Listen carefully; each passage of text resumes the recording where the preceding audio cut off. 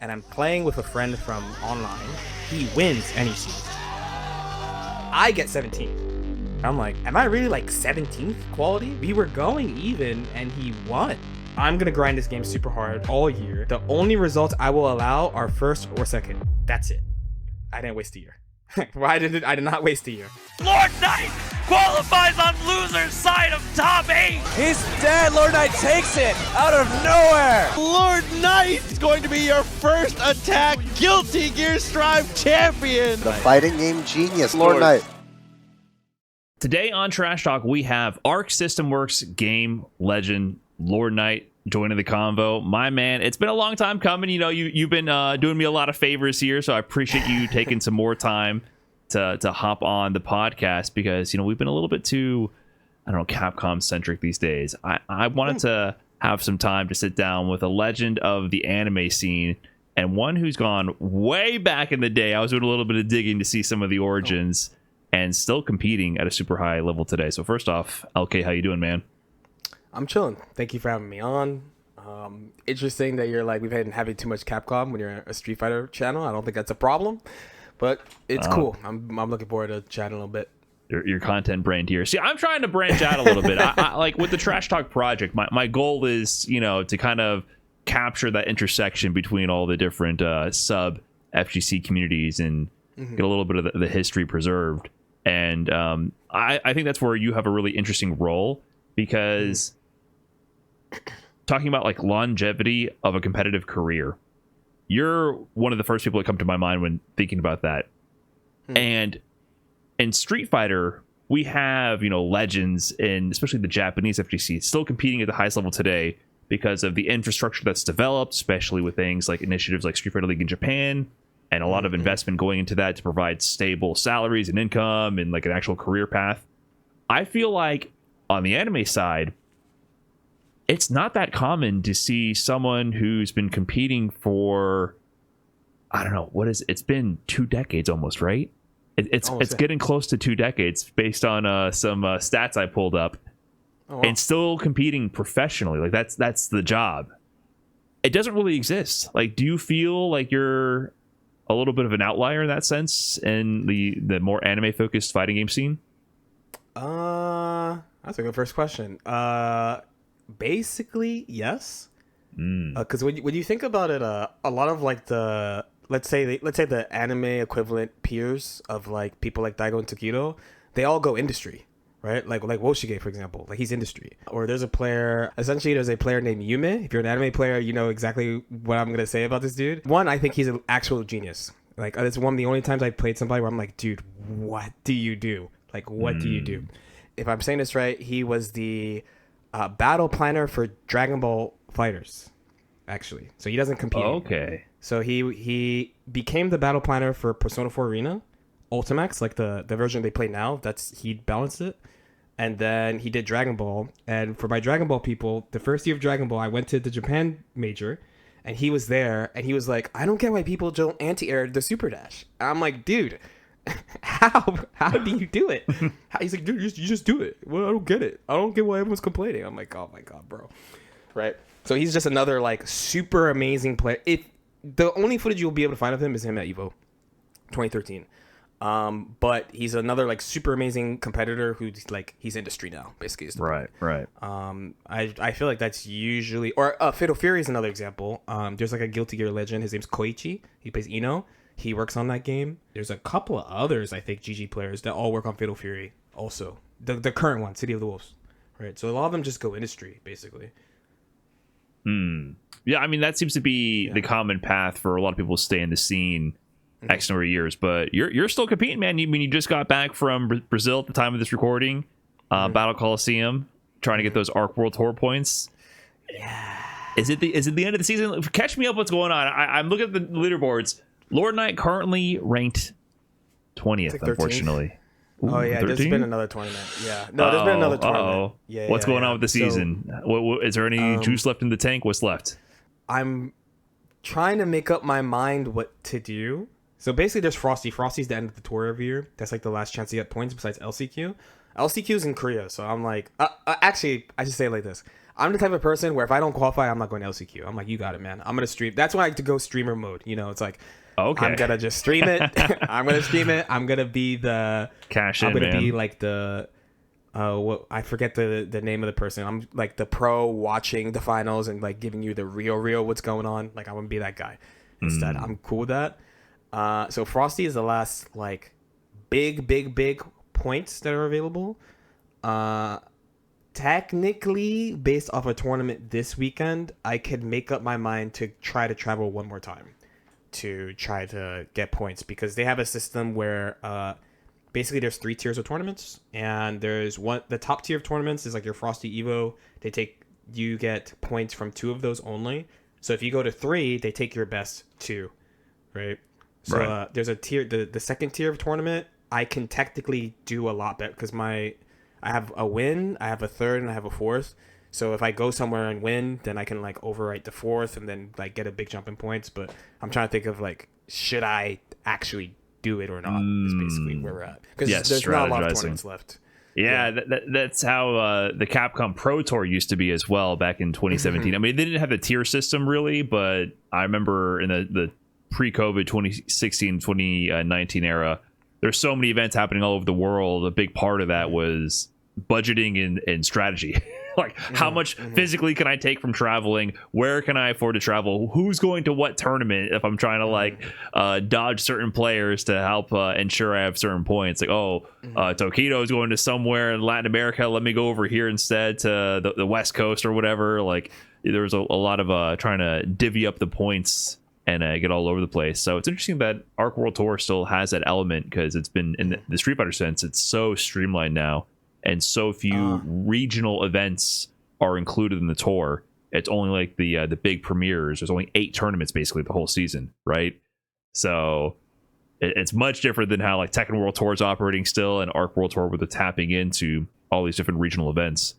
So we'll see if your strategy pans out. Hey, thanks for checking out the brand new Trash Talk content, and maybe you're enjoying the new and refreshed look on the brand new Trash Talk YouTube channel. Well, whether or not you're tuning in on YouTube or Spotify or another podcast platform, I wanted to thank today's sponsor, you. To commemorate kicking off the new season of Trash Talk, we've also launched a new merch line. This new merch line's on a brand new merch store over at Orchid 8. You can check out t-shirt and hoodie designs for the new Trash Talk logos and extra trashy logos. We also have brand new unique designs like Hajoken, custom move lists, one more coffee sip for real, and of course, Brian F's signature spaghetti. On top of that, of course, we've got all the designs on mugs as well. To check out what's available, just head over to brianf.shop to see all the brand new merch. Okay, that's all I got. Back to the episode. Going streamer mode, that's not too bad, right? Yeah, I mean, you've been doing a lot of that. That's what I'm wondering about with your career, man. You've been doing it for so long, competing at such a high level, and you've also been wearing both hats, right? Like you mentioned, so many players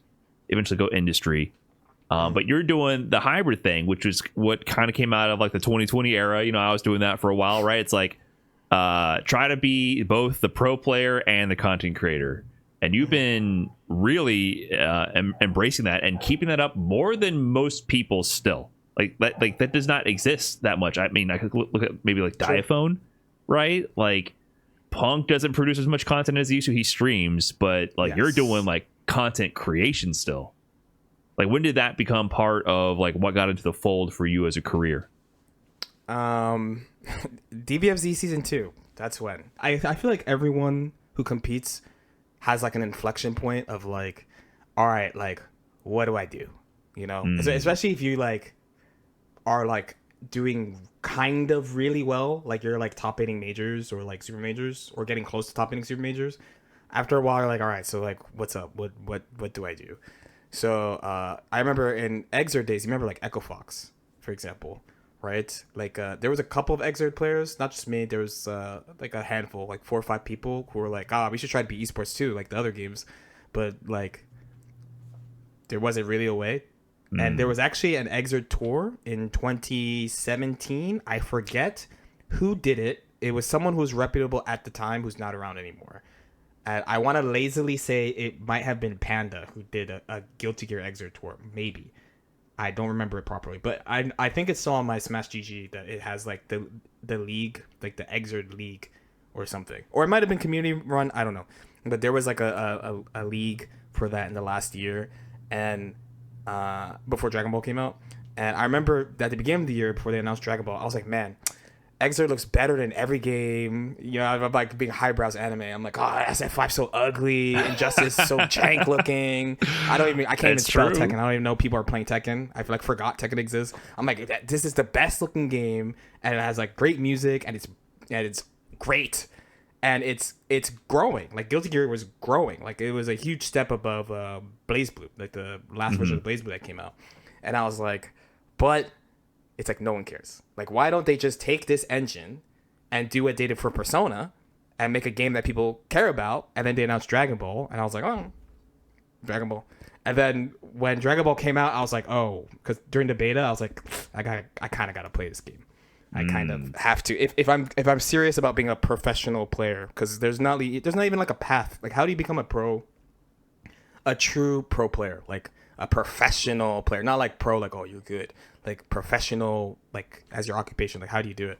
So I was like, oh, I've seen enough of the, new game comes out. Some people are good early, sponsors are in. So I was like, I'll do it for Dragon Ball. And I was doing like freelancing work at the time. So I was like, I could do less freelancing work and just focus on Dragon Ball for a year.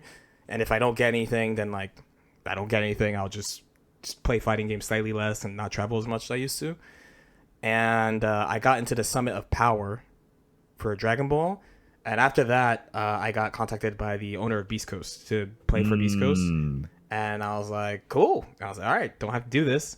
But at the end of the first season of Dragon Ball, I was like, dude, like, what did I do? I just got like 5th and 7th a lot. And like, I'm on a team. And like, I'm on a team. Like, these dudes hate me. Like, I'm playing like Ginyu. And for my Dragon Ball people, season 1 Ginyu specifically. Well, I'm like, what am I doing?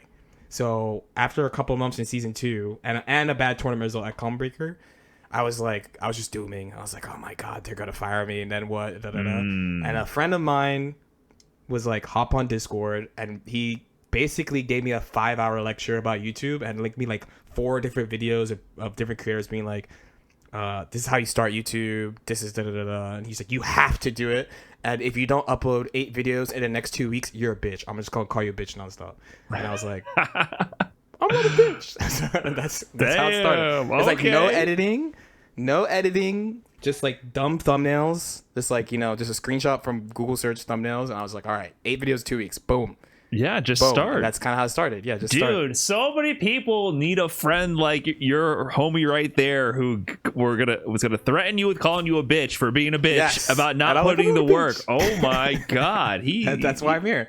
That is crazy. Yeah, I mean, and I love that you just started, right? And I think that's such a true thing with any endeavor, is just do it bad. That is the number one thing. Like, yeah, you can watch those YouTube videos to help explain how you're supposed to do something for any hobby, activity, project, but you just got to do it and do it bad and then improve as you go, whether it's like making YouTube content, Twitch streams, or playing fighting games, right? You can watch as many instructional YouTube videos as you want for playing a fighting game. Until you play it bad and get your ass beat, you're not going to get better. So that's crazy that your friend actually got you to do that. And you've been managing that balance for a while and developing a lot in multiple ways. But it's interesting that it was DBFZ that was like the esports break. And it's funny you brought up Guilty Gear Xrd, because I'm like an 09er in the Street Fighter 4 era. I distinctly remember being like, what the hell is this game, Guilty Gear Xrd? Because I randomly saw it at a tournament, and I've been in the scene at this point since 09, and it's like, what, 2015 or something? Yep. Like 20 going into Street Fighter 5. And I knew nothing about it, like, at all. And that was still, I mean, before like Street Fighter 5 burst the Capcom bubble and released the grip on like a huge portion of that whole 09er boom, right? All those players got released to then open their eyes, take the blinders off, and see the other games in the FGC. Yeah. I was there with my blinders on for sure. So what you described about Guilty Gear, like it not taking off like it should have at that time, is facts. I mean, people really look down on other games prior to Street Fighter 5 releasing. Like, and you must have been feeling that a lot, because I mean, like, you're the guy, you're competing in Melty Blood, BlazBlue, Guilty Gear. Like, you're playing all these Persona 4, sometimes multiple games in the same tournament, or very frequently doing that. And so you kind of have like a real in your region, especially, like a real grip on these games, but they're not getting like the same respect. You know what I mean? Like, was that a real phenomena during this era, the pre-2016 era, pre-DBFZ era for anime players? Like, can you describe that dynamic or like any experiences with that friction in the FGC? Yeah. By the time Exert comes out, because like thankfully Guilty Gear has enough of legacy that okay, if you're new to fighting games from that era, you're playing Street Fighter, you might not care about Guilty Gear, but if you were around before, like for Third Strike, you know, like Accent Core. So and Exert is, while it's easier executionally than Accent Core, it's based off like an older version of XX. They said this is based off Sharp Reload. They funny enough wanted to have a Street Fighter 4 moment for Guilty Gear, basically, but it's like a reset to Sharp Reload and then like New Balance. But it's funny you mentioned Persona 4 because that was like the first time where I was like, I think everyone is confused except for the people who are here for this game. And I have a sharp memory of going to Summer Jam for Persona 4. Somehow Big E always has the first major for a tournament for a really long time. Shout out to Big E. I don't exist without him, by the way, because he's like the closest major to me, basically. And he runs Persona 4. And what they would do is they would have like Street Fighter and Marvel vs. Capcom 3 in like a main area, like this big main area. And then they would have like a couple of side rooms. So there was like an anime side room, and they'll be like, oh, we'll put like, you know, the 10 anime games this time. So if you looked at the entry list for games, there's like 30 games, but like he just got good at allocating space because he's like, oh, well, this game's only gonna get like 6 entrants. This random game's gonna get like 7, so we could just put them here. And then like the stuff that actually brings people, we'll give them like more space and more setups and stuff. And Persona 4, especially because they have this is surprisingly not common now, late registration, like on-site registration. So they had on-site registration, and Persona 4 Arena had like 350 entrants or something, and it was assigned to the side room, and like the small anime room. And I remember him like people going in, or Street Fighter people going to like what game's in there, because like the place is packed, like extra packed. And Chris G's playing in that tournament. He plays Elizabeth. Sorry that you play Elizabeth. It passed Chris G because she's terrible. And he did not, he got like 7th maybe. But I just remember multiple tournaments, like they're like, oh, we'll have this anime thing. And they're like, dude, what are all these people doing here? Like, why are they here? Like, they're happy because it's like, oh, more people are here. But they're also like, dude, these people just appeared out of nowhere. Like, they don't know what Persona is at the time, because Persona 5's not out yet, too. It's like Persona 4. And there's just a lot of stories from like Blaze Blue days, for example, of just like tournaments not setting up equipment properly or putting things into places where they don't belong, or a certain really important tournament for all fighting game players not knowing that Blaze Blue demands the most power out of a PS4, so the game lags really bad. I won't name the tournament though, but they know who they are. They actually probably don't know, even though we told them. But so there's a lot of like that. So every time I see like, let's say Punk complained about like monitor or equipment, and people are like come at him like, oh, you're just being salty. I'm like, dude, this happens in other games like all the time. It happens like a lot. Actually, a lot more than people think. It happens all the time. Yeah, you can't really complain.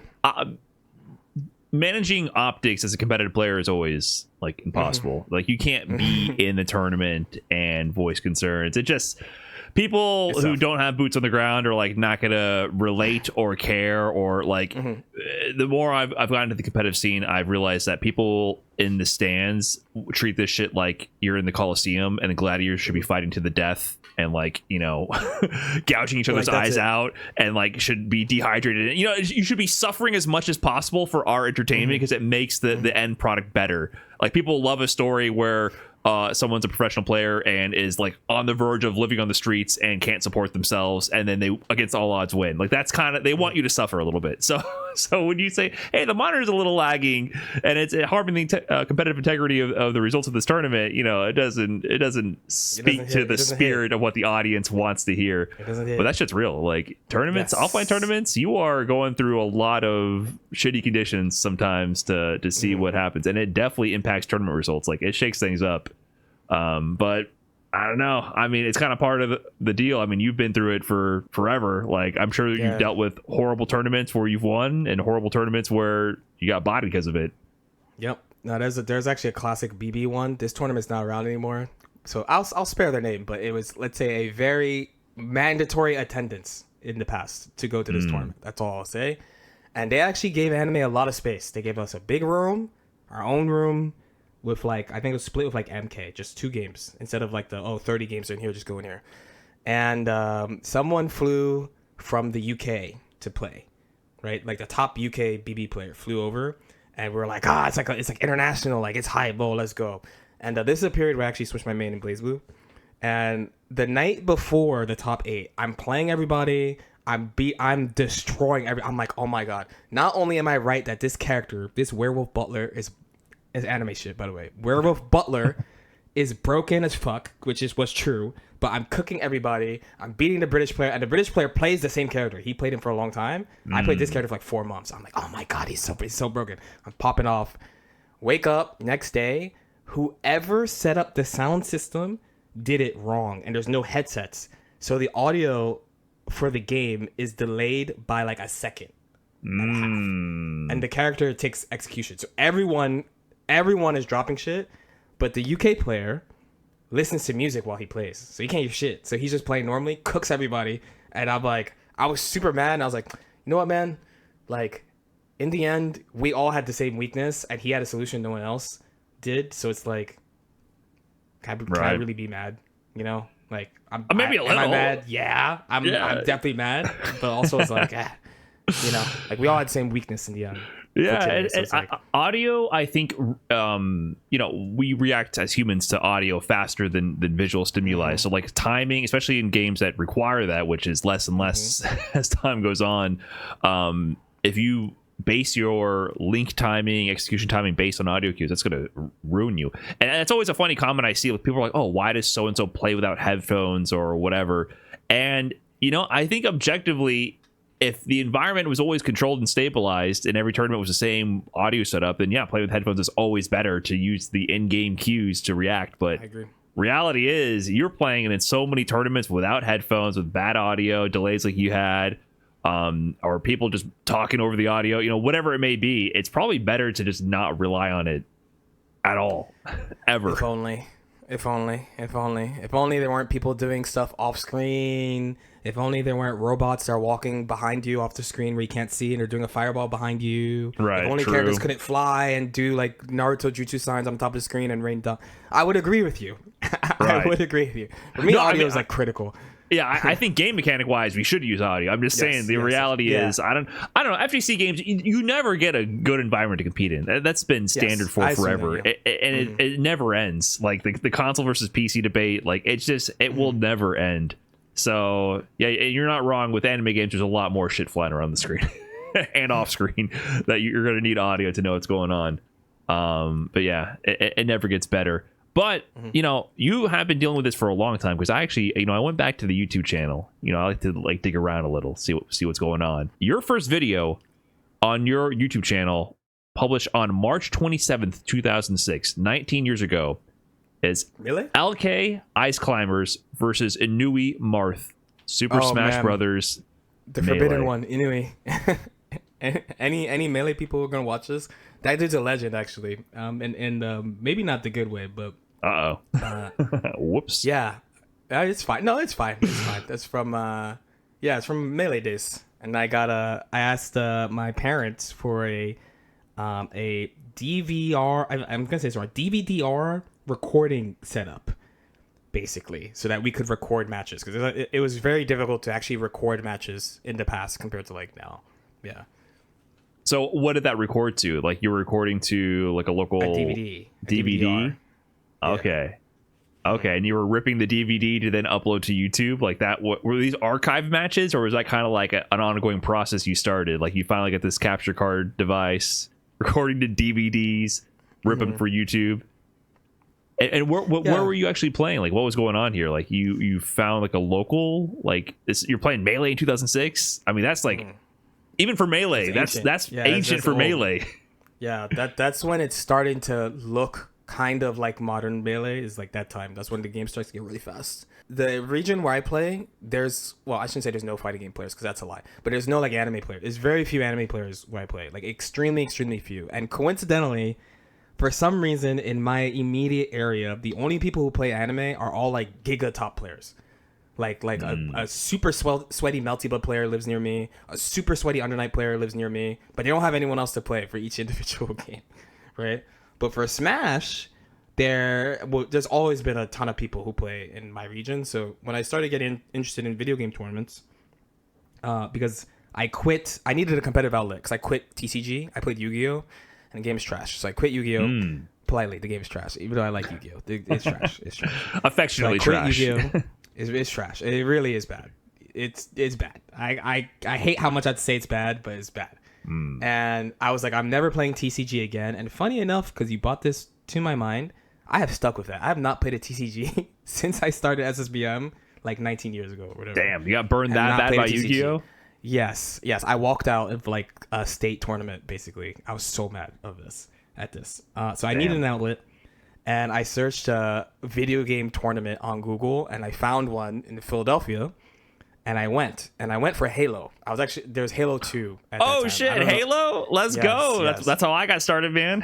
I'm saying Halo 2. Halo 2. If you're a millennial, bro, Halo 2 was a life-changing They game. aired it on ESPN. They were playing MLG on ESPN on Saturday mornings. Yes. So they had MLG Philly, and so shit. there's ranked. So I got Right. the skull rank, the highest rank with my boys, and I'm like, No hey, way. we're pretty good. We got the highest rank. We're pretty good, right? There's a tournament. It's $50 each, so it's $200 for the four of us. Let's go, right? And they're like, yeah, let's go, man. It's gonna be sick. So I registered for Halo 2, and I see that Melee's on there. I'm like, oh, I played that game too, and I'm pretty good. I beat everybody I play, so I'm gonna enter. Okay, so I enter both. We go. 2 people don't show up, so we can't play Halo. No, they bailed. Yes. So I'm like, well, I guess I could just play Melee then. Actually, the specific thought was, I guess I'll just win Melee real quick and go home. That was the thought. I go 1 and 2. And it's my first time, like, because it's different than now. Like, let's say like 2XKO is out, right? So you can go to 2XKO on Twitch. Like, Leffen will be streaming, Noon will be streaming. You have access to high-level play very easily in the modern day. But in the past, if you don't go to something, you don't know. That's why in the past people were like, it was when people were like, oh, you never know there's a secret GOAT player. I'm not saying there's not, but there's probably not is all. So I'm playing them and I'm seeing weird stuff that I haven't seen before, and I'm like, these like the weird Melee glitches I heard about like online. Is that what they're doing? So after I lose, I'm like, honestly, I don't think these people are smarter than me or anything. I bet if I learn the game, I could just cook everybody, and that's how it started. There and we I found go. like a local 4 or 5 people to play with. That's sick. And also, I think you also realize the power of only having to rely on yourself.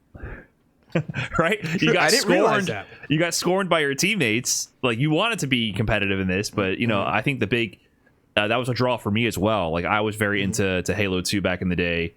And that's what got me into esports and understanding that. And then eventually I was like, dude, fighting is just you. Like it's so sick to just be able to rely on yourself and just be self-sufficient in that sense. So I don't know if your homie showed up, like, would you have done good in that Halo tournament, you think? I have no idea, because once I actually played Melee with somebody, I was like, wow, this game is sick. These I was like, yo, branching screw paths Halo. here.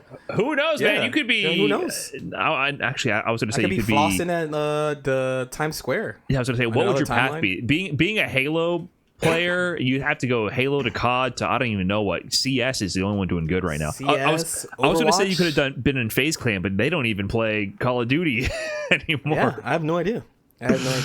Yeah, you have to go to CS, but that would have been crazy. I mean, Halo's still sort of around in esports. They're struggling. I follow here and there. They're around. You know, I met Walshy at Red Bull Kumite. Really? Yeah, that was like I geeked out. Like I hadn't had a fanboy moment in a long time since I kind of got all that out of my system in the FGC. You know, met all the idols eventually, right? So I got to see Walshy. He runs or is a big part of the esports division for Red Bull Esports. He was there chatting with Vi, and I was like, I watched your montage every day in middle school. You know.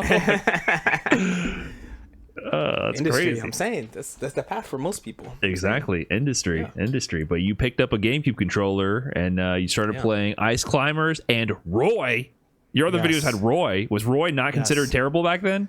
Roy is trash. I got banned from Smashboards at one point because I said Roy. I after a while I was like, dude, Roy is so bad. He's so bad. And one of my hobbies actually is when I go to a general convention, because I still have like a couple of my, not a couple honestly, like a few of my Smash friends are still around. They'll just like hang out and stuff.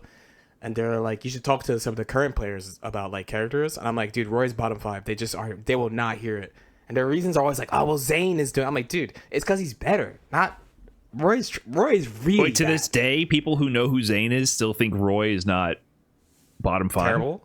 No, Like- they're like you're trolling, you're downplaying. I don't even play the game anymore. Like you're downplaying Roy. I'm like, dude, Well, he sucks. I was gonna bad. say, like, so when you picked up Roy at the time, originally you weren't purposely gravitating towards the character you thought was bad, correct? So you I learned played over time. Roy in like 7th grade. Basically, I unlocked Roy.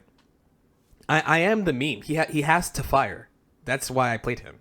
He has fire, and Marth doesn't have fire. Yeah, And also, he has gold armor, and Marth does not. That is literally why I played him. Roy has a move where if you charge it to full, you instantly kill them. And I was like, that's crazy. And I was like, wait, this move's bad. And I was like, oh, wait, when they're coming back to the stage, you just do it, and they die. And that's why I played him. I was like, that's great. That's amazing. Like, what do you mean? No one else has this. that's what I did when I was 10 years old. Tekken 3, Paul, you could charge his Death Fist. I figured out how to charge Death Fist, and then my friend, he would just die. And I was like, Yes, this just is die. the best character of all time, right? Like, So that's like the meme about him. But competitively, Roy, this doesn't really exist in fighting games like this today. But the fact that Marth and Roy are like the same, and Marth is the GOAT, and Roy is so bad, brings me such physical pain. Like such physical pain. And I remember the night when I made up my mind to switch to Marth, and how hard that choice was. I was like sweating. I was like, dude, am I really gonna like, oh my god, all that work, all that effort, and it's just like not play Roy? And I was like, yes, I am gonna just play Marth. It was a great decision. to be clear, this is Lord Knight in middle school. I'm in high school. Okay. I'm in high school. I'm in high school. Yes. I'm like 16. Those are big problems to deal with, man. Yes. Big problems to deal with. And the reason I was kind of asking if you knew if Roy was bad at first when you started playing them is because, like, I got to admit, you've maybe have a little bit of a reputation for gravitating towards characters that are good, but they're in a realm of plausible deniability of being top tier, and then you might point out or discuss why they aren't necessarily the best, or discuss counterplay, objective facts about the character, and then that leads to community perception that you are a chronic downplayer. They don't know my history, man. That's the problem. Is that That's what all. it is? I mean, I've been seeing I the played bike so in many top discourse. tiers. I've been seeing a little bit about it. Yeah. And so I was wondering if this was a full circle moment here, where like you purposely pick a character that is like, No, he's like my middle little school down- character. yeah, okay, So I play him when I'm like in 7th grade, and like I don't know if you were the same in the past, but like I would like play a game, like a multiplayer game. We'd play it really, really hard for like 4 or 5 months, and it'd be like, let's just do something else. And then, but I would just keep revisiting Melee basically every now and then. And so when I decide after that MLG tournament that I'm going to enter tournaments, I look up Melee stuff. And the first thing I find is my first tier list of my whole life. And I'm like, I can't wait to find out how good Roy is. And I'm looking, he's not at the top. I'm like, and he's not near the top. And I'm like, but he's in the middle. At that time, he's like, they have a mid tier. And I'm like, so if I'm smarter than most people, I can make this work. right. And I play him, I get better at the game over 6 months. And I'll never forget this moment. I am playing at a player named Warrior of Zerona's house. I don't know if he's ever going to watch this, but I would never forget this. And there's these two twins. They play Samus and Bowser. And Bowser is considered to be very bad. Samus is already considered to be a bad matchup for Rory. Whatever. I'm playing the Bowser player, and we're playing on Dreamland 64. And I paused the game maybe like 3 minutes in. And I'm like, yo, does Bowser not shit on Roy? He's like, oh, yeah, I always fought that. He's like, yeah, I don't give a fuck about Roy. And I was like, I was like, yo, if this character that's bottom 5 is saying that he doesn't give a fuck about Roy, and I'm struggling, but I'm like I, the meme, I'm just budging fast, like camping like crazy, like getting my little hits and shit. He's chilling. He's like half paying attention, and we're like going even. It's like that picture of like M2K with the thought bubble with all the formulas, and then there's the Falcon guy, just like that's what's happening. And I'm like, dude, that was like the first true I think Roy is garbage moment that I had. I'm like, dude, Roy sucks. Wait, my character sucks. It was so mindfuck. In most of the past games I played, I usually play a top tier, just like flat a top tier. If I don't think the character's top tier, I usually switch to a character that I think is top tier. Baiken actually is. I was told she was top tier by people who don't play her, and also she had no representation. Also, so I was like, I'll switch to her, and if nobody plays her and she actually is top tier, then that's a fire advantage to have.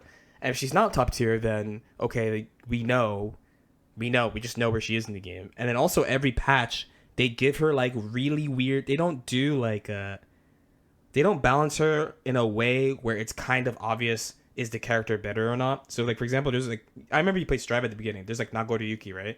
Right. So over time, they gave Nagoro Yuki. I'm gonna give you a list of changes that you may or may not know about Nagoro Yuki. Remember the Beyblade thing, the hop slash thing? They made that a low at one point. And then they're like, man, we heard that Nago players have problems hitting people in their offense. So they gave him they made this an instant overhead, and he also has the Beyblade low. So he could just 50-50 you. Then they added Wild Assault, which people said is like Drive Rush, which is not true. I don't know why people say that, besides it's a universal resource. And so Nago also had a plus, I believe it was 9 invincible poke.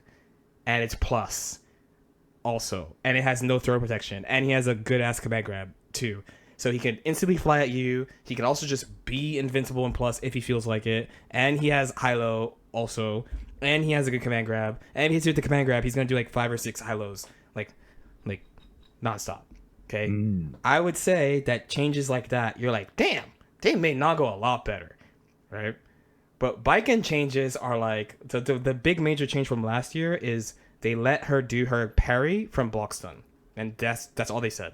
They're like, we made it so you can use the parry from block stun, like a guard cancel, and they didn't say anything else. And I'm like, okay. So what people I don't know, I don't follow Street Fighter like that, but at least I feel like in many of the games I played, people don't look at the implications of things. So she got a bunch of other changes like that she needed. Frankly, she did need some of these changes for combos that she honestly desperately needed. And they're like, look, they made her a lot better. Like, why won't you just say she's a lot better? I'm like, you're skipping over the thing where they're like, you can do this parry out of block stun. We don't know how it works. We've never seen it actually used. The clip that Arxis used to show it was in a string with a gap anyway, where you could do any other reversal anyway. So just none of it made sense. I feel like people are like so quick to just make their decision about something and not look at the implications. It's especially important for anime games. It's like really, really important for anime games. Like a lot of like, I actually making a video about this and probably a couple of videos about it. But like in the past, there are characters where, Japan gets the game first and they'll look at the characters. Like, these are the good characters, these are the bad characters. And then at the end of the year, they're like, oh, actually, this character we didn't realize this character sucked because of all these things. And this character, only one person actually researched the character, found out they were broken, won the national or whatever. It happened like a bunch. It happened a ton of times. Well, I shouldn't say not a ton. But there's usually at least 1 or 2 characters that like in that 2010s era of anime that the game comes out, they're like C tier, D tier character. Like, what do you even do? And then at the end of the year, around like Togeki, they're like, dude, what? What? Well, for Street Fighter, it doesn't happen exactly like that. I would say for patch notes, though, that's super common. I think that's universal. People see patch notes, they jump to conclusions, and then they start posting like, whoa, this new update's so sick, and they post like a combo or sequence that existed before the patch. That happens constantly. So I think that's just universal across patch notes. Like, that always happens. It's hard to get the perspective of like what actually is going to change till later on. But in Street Fighter, when a character is not as like undervalued from a Japan tier list, it doesn't even matter if they win the national. Like Ida won Capcom Cup with Laura, and Japan before that, Japan put Laura in like D tier, and then after that, they put Laura in D tier. You know what I mean? Like it didn't change anything, and like Ida is still cooking everybody in this era in Street Fighter V with Laura gets second on Evo. You know what I mean? Like it didn't waver them at all. Like so, it's been very consistent. At least in the Street Fighter V era. I think in Street Fighter 6 it's a little bit more aligned, but it was pretty consistent for like a Japan tier list and like an American tier list to look nothing alike. Like complete, yeah. I think that will always persist. So I think that always happens across titles. But I mean, aside from people not seeing the implications of your characters, I think there's also just like a cultural difference. I don't know. The Strive community is like really young. Yeah, so that is part of it. That is part of it too. Like I think just part of the fun and the way the community interacts. I mean, it was formed in the COVID era, right? It's like a big part of it is like online socialization, just talking shit on Twitter. Like that's what you do for fun. So I think it's just part of the culture, man. I think that's just how people engage with fighting games. Is just talk shit, not really. Your words shouldn't have too much weight. Like you kind of just say shit to say shit and just get a laugh. So I think like the fact that you're still out there like talking technicalities, like talking shop on Twitter is very brave. Like I gave up on that so long ago. Truthfully, I don't be truly like going into the weeds, you know, of it. It's just like every now and then, because we talked about this before. I script my tier list now. So I take a really long time, actually. Like, I'll do like a couple, maybe I update like once a month on how I feel for like 6 or 7 months before I start writing my thoughts about the game, essentially. So like, for me, it's partly I think just people just weren't around for when I only played top tiers all the time, basically. And I'm like, wow, this like the story I told you before, about the sound equipment thing.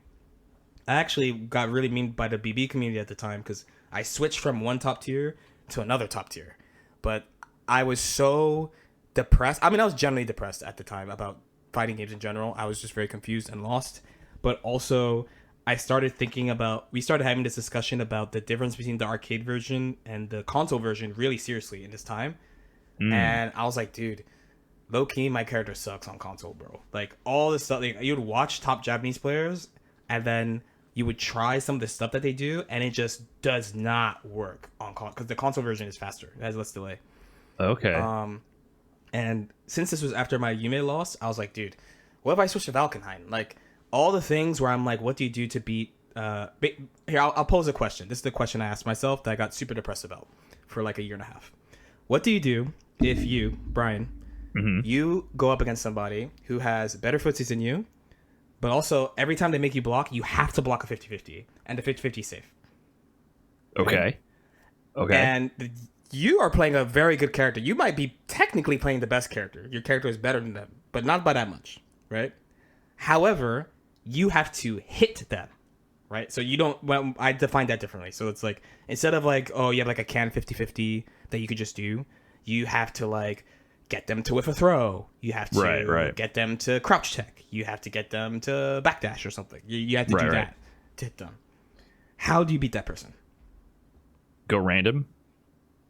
I couldn't figure it out either. And I was like, I guess you just play the same shit as them, or you try to figure out some type of thing with another character. Go random.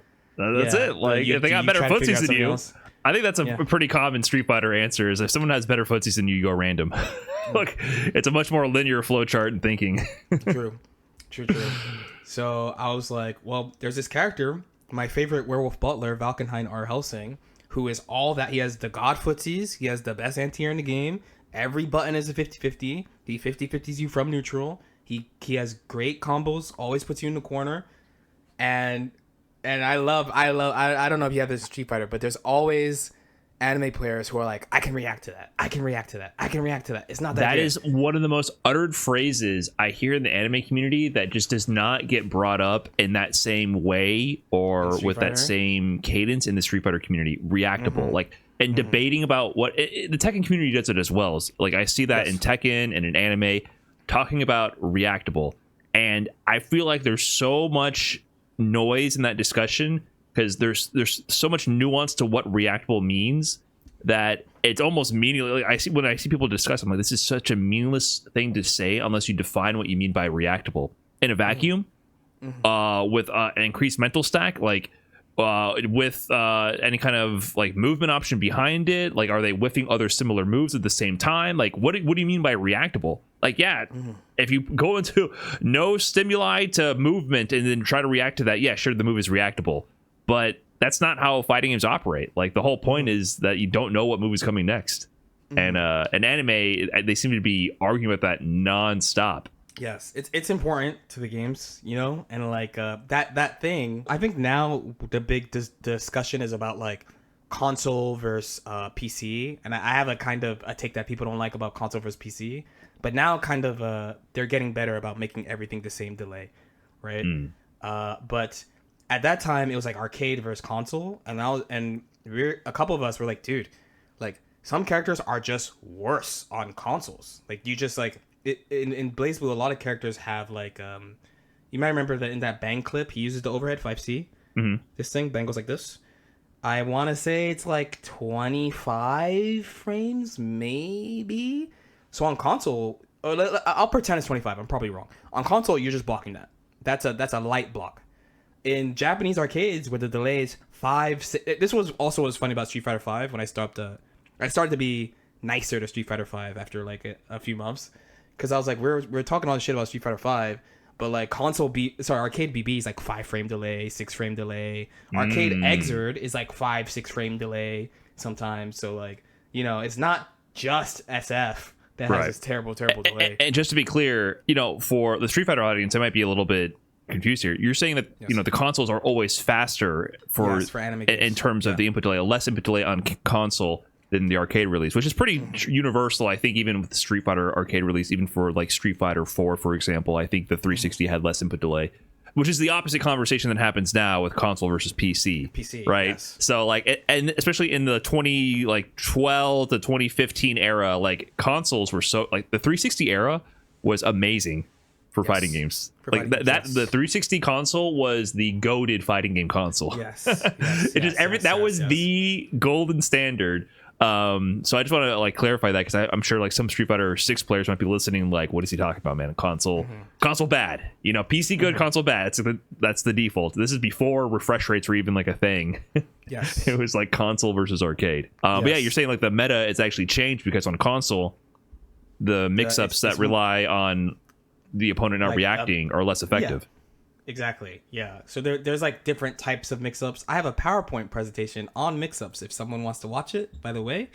But I didn't include this, but sometimes in BlazBlue it's very common, moderately common, that a character has a button that's a mix-up. Like a target button, like a forward A, 6A, 6B, 6C. So for example, I played Lychee. She has 6A. Most characters 6A is an anti-air, like Guilty Gear 6B. But hers is actually an overhead. It's a 23 frame overhead. So in arcades, where it has way more delay, that 6A is a mix. Like it's hard to block it. Right. But on console, my neighbor can block that 6A. Right? Maybe not for free, but they'll block it enough. Yeah, but your neighbors are all top players, so you know you got. We just have a gated community where we hide everything and stuff like that. So it was one of the reasons why I was like, man, they nerfed all this stuff, and then they just did a lot of stuff I didn't like. So even though I knew the character was great, I switched to the Werewolf Butler, and I was like, well, this problem I had, he's that. So I should just switch to that. But what I used to say, I was like, oh, Lychee sucks, man. Like, you guys don't get it. Lychee sucks. Like, everyone randoms block her stuff. Like, but then you look at Japan and in arcades, they're cooking, but it's a different meta. I think that's so interesting, that discrepancy in input delay, because that's what fighting games are always balanced around, right? And that's why fighting the CPU is like, it's a useless exercise because they're just reading inputs unless there's like an actual smart, AI type of system to play against. When you fight the CPU, they're just input reading and they have instantaneous reactions. That's not how humans work. But even in like Street Fighter, for example, we played on PlayStation. And PlayStation had a lot of input delay, and season 1 Street Fighter 5 had 8 frames of input delay. Then they actually reduced it season after season. They actually improved the efficiency of that. But still, console was like way more input delay than PC. come COVID, everyone is playing online at home, so people switch over to PC. We get back to playing a few select offline events in 2021, 2022. And I remember suddenly people, back it was only Punk who defined the meta because he was like, oh yeah, low forward with Karen, I hit confirm that every single time into the Rekka, and then I kill you, right? Like he did that every time. Suddenly, we're getting people hit confirming not just like a 17 frame cancel window, not just the 16, but the 15 frames and the 14 frame windows. We got Cammy players doing single hit low forward into drill every single time. We got Ken players doing crouching medium kick into EX Tatsu, which pushes you all the way into the corner instantly from every poke. Just poke. Oh, finally one hit confirm. And at a certain point, I was like, was the game designed for this to be possible? And then the whole like the death of the developer, instead of the death of the artist, it's like the death of the developer. What did the developer intend to be possible? Like, do they have a certain range? Like, okay, this is reactable. Here's a range where it's going to be some people can react and others will not. And then here's a range where this will never be crossed. This is a thresh. It's not intended for even the savants to be able to hit confirm and react whatever. I feel sometimes we dip into that range where the developer is like, wait a minute, we did not create this system with the intention of you to be able to do that. And part of me loves that. I love that part about fighting games when like they get broken, like Melee in MVC2 and MVC3 even. Like, oh, those games are a result of people like saying, fuck what the dev said, like we're breaking this shit. But then sometimes it's like, I don't know if that's, sometimes it goes in a way where I'm like, this made the game kind of worse. Like the other way, like reactions are too good. And you experienced it the other way where people are defending your offense too well. And then I experienced it the way where I'm like, dude, low forward confirms. Suddenly it's a turtle game where you can't move because these handful of players and characters are hit confirming everything. And this did not exist when we're on console. Or at least only Punk did. You know what I mean? Like it was only like one guy with one character did it. And it completely changes the game. So that's something I think about a lot. Like that really impacts the experience. And I always wonder what do the devs design and balance around? What is their refresh rate? What is their system specs? Like what are they building with? Like we never know. Was the arcade version the true vision for BlazBlue, or was console closer? I would say that. You think so? Yeah, I mean at least for anime games, the console version was always an afterthought for a really long time. Like they accidentally made it have too little input delay. No, they just released it like a year after. Or sure, they just release it really late, and then they update the game like right away when they release it. So it's like they don't. I in the past I thought they didn't even really care about the console version. Just like we this is a way for us to make a little bit extra at the end, and for the people who care about this, because BlazBlue has a story. We're not going to talk about that. For the people who care about it, they can get story mode stuff. So it would be funny, like that experience you had with Street Fighter. What would happen in Persona, because Persona actually came out at about the same time. That's the first time I want to say that happened in anime like ever. It's only like 3 month wait.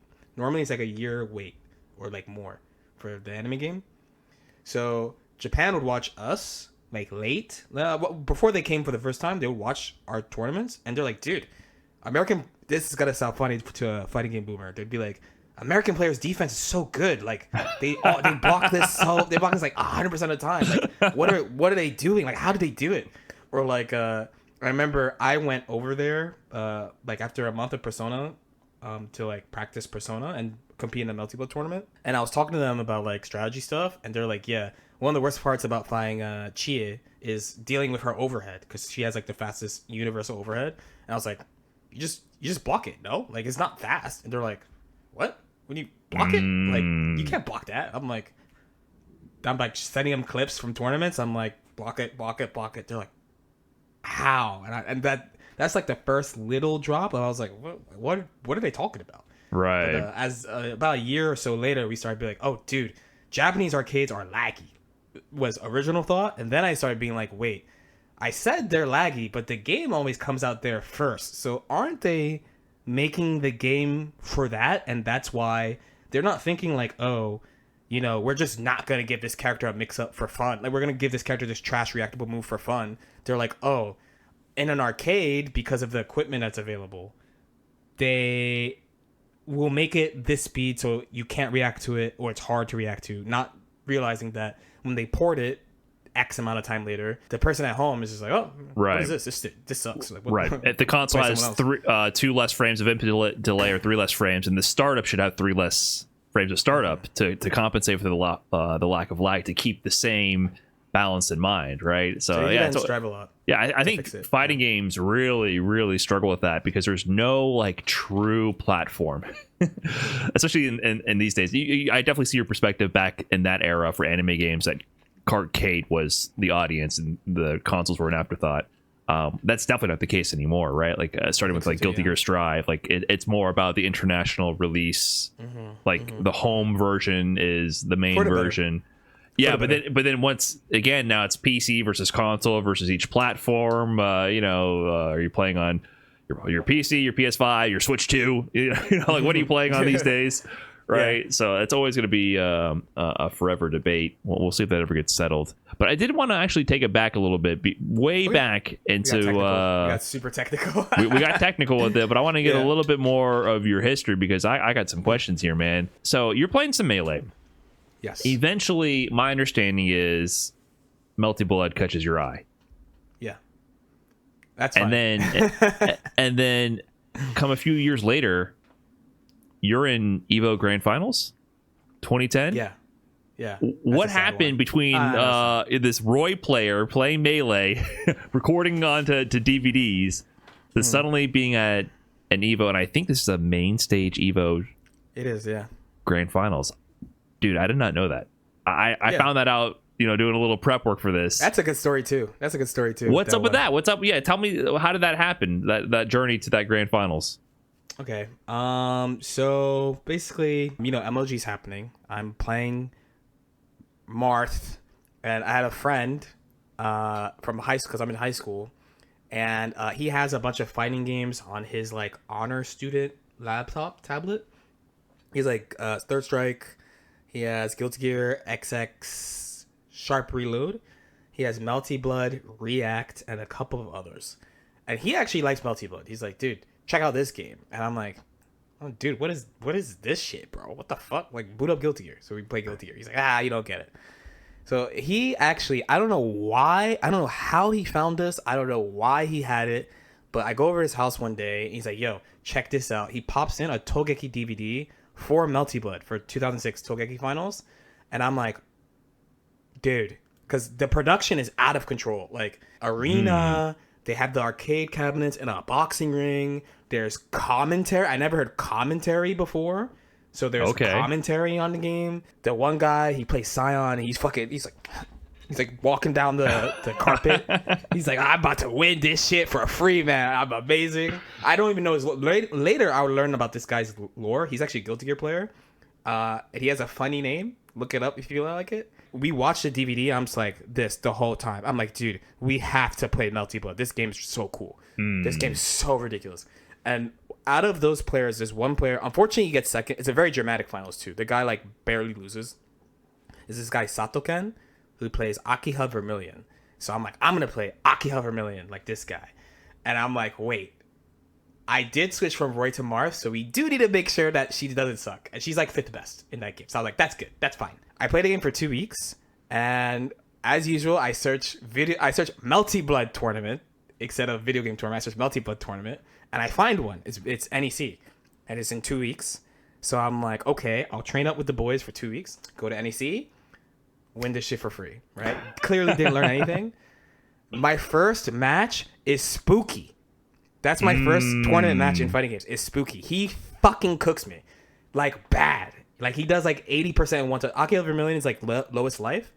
He hits me with this fucking bombo, like first touch bombo, knocks me down, bombo, dead. I'm like, I can't DI. I'm like, I can't DI. I'm freaking out. The losers match that I play is against a guy named Tengu. It's recorded, so I reference it in content sometimes. I'm like, dude, okay, just start. I just show the match. I look terrible because of course I only played the game for 2 weeks. When I lose to him, I meet up with my friend. They were like, how'd the tournament go? I'm like, that game fucking sucks. I'm never playing this shit again. I don't play it for 6 months. For whatever reason, I cannot tell you why, I the reason I think that I kind of remember is one of my Fire Emblem friends, because I love Fire Emblem. So one of my Fire Emblem friends who also plays Smash was like, dude, I didn't know you played Melty Blood. You want to play? And I'm like, that shit, fine. All right, let's play. We play online. A really, really bad online, like 20 FPS online. But I'm pretty sure that's why I played it again. But just somebody asked me to play it randomly 6 months later, and I just started to play it again. I just kind of started to play it again. Then Brawl comes out. Smash Bros. Brawl comes out. And I play that game for like 9 months. No way. And 9 months of tripping? I'm a Smasher. I was playing, at this point, I'm a freshman in college. I'm playing with my friend, like one of my main training partners. Great guy too. And we're playing, and just like before, I paused the game, but I'm like, dude, this game sucks, right? And he's like, oh yeah, I thought so for a minute. This guy's like famous in Smash for Brawl because he's the person who's like, fuck playing. He, after playing for like 2 months, he was like, the best way to play is to not play and to just camp, just hit people and just run away, because you can basically fly in Brawl, basically. And people are like, competitive integrity. He's like, what competitive? The game sucks. He was really early to the game sucks. I know some people love Brawl, by the way. I know that. It's fine. So I quit Smash basically because Melee is dead. Like, no one's playing Melee. Everyone's playing Brawl. Revival of Melee is probably while I'm playing Blaze. I'm like fully integrated in FGC by the time Revival of Melee happens. And then Melee comes back, and then the doc. That's all like I'm already deep in. That's like 2013 that stuff happens. So I play Melty Blood instead. We both like it. It's fun. It's reasonably fast. Great, amazing music. Check the OST if you haven't listened to it. Great OST. And I'm playing with people. You can play it online too, and the online is pretty decent. You can play like 50-ish, 55-ish FPS with people, and I was like, this is fine. And I go to another NEC the next year, and I'm playing with a friend from online, and you know, we're going like kind of back and forth. I'm like, I got pretty okay at Melty, but that's not bad. But that friend from online, he wins NEC. He wins. I get 17th. And I'm happy. I'm side betting. I make a bunch of money because I just side bet on him every time. Like, I'm side betting on him. I'm side betting him. I'm just like doubling up. I'm like, please win, dude. And he wins. I win as much money as he does. And we're like, hell yeah. But then it's like another anime moment. Like, we all leave. NEC's in Philly. I go to school in Philly. I go back to my dorm. I'm sitting there. I'm like I got like, am I really like 17th quality? Like, we were going even and he won. Right. So, like, am I like, what are we doing here? Like, am I really putting my all into it? And I was like, all right, NEC's gonna happen again next year. I'm gonna grind this game super hard all year, and the only results I will allow are first or second. That's it. Anything else is last. Right? Next year, NEC happens again, I get second. And I'm like, all right, I didn't waste a year. I did not waste a year. And then for Evo, because people, there's a Melty Blood tournament at Evo, but it's a side tournament. So I was like, what's the point of going to Evo if there's no Melty Blood? Like, I could just stay here. I don't want to go to West Coast. And Melty Blood got voted in via a fan vote that Shoryuken did on Facebook. And the theory is, since they had CVS2, I believe it was CVS2 and MBC2, they kind of like cannibalized each other in vote, kind of like an actual election, I guess. And then like out of nowhere, Melty Blood wins. Okay. And when Melty Blood when they announced Melty Blood wins, people were like, it was rigged. No one fucking plays this. Who the fuck? I didn't even know. Like, people were just losing their minds. My thought was like, I'm going to West Coast. I end up going because NBA is the first time I won a major is in that game. It's like a year later I won my first major in a fighting game ever, which was also NEC. And then I'm like, I guess we should try to do road. There's Road to Evo also on top of that. So I was like, I guess I should try to do Road to Evo to the best of my ability, and then go to Evo, to Las Vegas to play. That's the Evo story for Melty Blood, I guess, for a long time. But at this Evo, though, I mean, you make the run. Like, you're at Evo. Like, what is that like? Is that the biggest tournament you've been to up until that point? That 2010 Evo? Like, yeah, you get I would there. Say so. There's people from all over the world. This is 2010 also, so this is post 2009 Evo. Like, you know, it's a lot bigger than it was 2008 and before. And with that lead up of results to this Evo, did you have expectations of going far? Like, what are even like the understanding of the scale of the tournament, the talent pool there? Like, what are you thinking getting into it? So for starters, I'm feeling pretty good about going. After I won NEC, that road to Evo, because they used to do like an Evo circuit. They would call it Road to Evo. And I won every Road to Evo event except for final round. That was the only one I didn't win, where I got second. So before the tournament, I was like, there's still like people I'm worried about, but I was like, bare minimum, I get like top 4, and it's winnable. And I'm just like, and I'm not gonna say I was talking shit totally like different years, but at least that year I was like, you know, West Coast, whatever. We'll go over. There's people from East Coast who I'm super scared of, who I think are really good. And the big threat is that someone from Japan flew over who made a Togeki top 8, Garu. But he switched to my character. We played the same character in this version. So I was like, low key, it can't be that bad, because I play the character and I know a lot about the character and I study the character. So it's, you know, it's probably fine. The main thing is just like trying to get really far and like try to win it. What I didn't realize is that when I didn't win it, I would basically turn this into one of my life goals of trying to win this thing, and I would keep just not winning it. Yeah. Well, But I learned a good lesson from that one, though, to be fair. So I don't feel bad about that Evo. what was the lesson? What was the lesson learned? I learned about tournament combos. Okay, I learned about tournament for combos something that too year. saucy. You had too much dip on your chip, and it cost you. Yeah, my character has unblockables in that version, essentially. And technically, you can do them off a lot of stuff, but it's hard. And I just keep going for it because I'm like, it's an unblock. It's the best thing, no? Right. And he actually, his execution is kind of bad, honestly. So he's dropping like ABC launcher, ABC air throw. But at least he's getting to the ABC part. Like, I'm not even getting there, basically. The finals is terrible, by the way. It's a really bad final. Outside of, like, it's hype that he 6-0s me because he's from losers. It's a pretty bad, like, if you're like, how skilled is this final? It looks terrible. Like, both the winners and losers finals looks a lot better than it. So I basically learned about tournament combos. And the worst part about that is I was on the winner's side, and he actually lost to a Mexican player. He plays Street Fighter now, Kusanagi. Yep. And at that time, we're all like, the Mexican net player's coming. Like, who cares? He cooks almost everybody he plays, and he cooks Garu. But he gets to me, I'm like, I'm not losing to Kusanagi, bro. It's a speedrun. It's like a 1 minute winner's final because it's 2 out of 3. Because Evo, old Evo. Right. And when I win that, I'm like, dude, I'm about to win this shit. I'm about to win this shit, man. Yeah. Yep. 6-0 to second 6-0. place. And you mentioned this became a lifelong obsession because that would not be your last Evo Grand Finals. Looks like there's technically 3. Technically. 3 more? Oh, yeah, technically.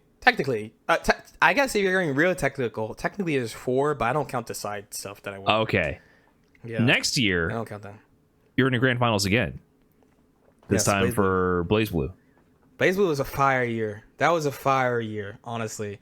That was a fire year. The main things that Tokido entered. Okay. And I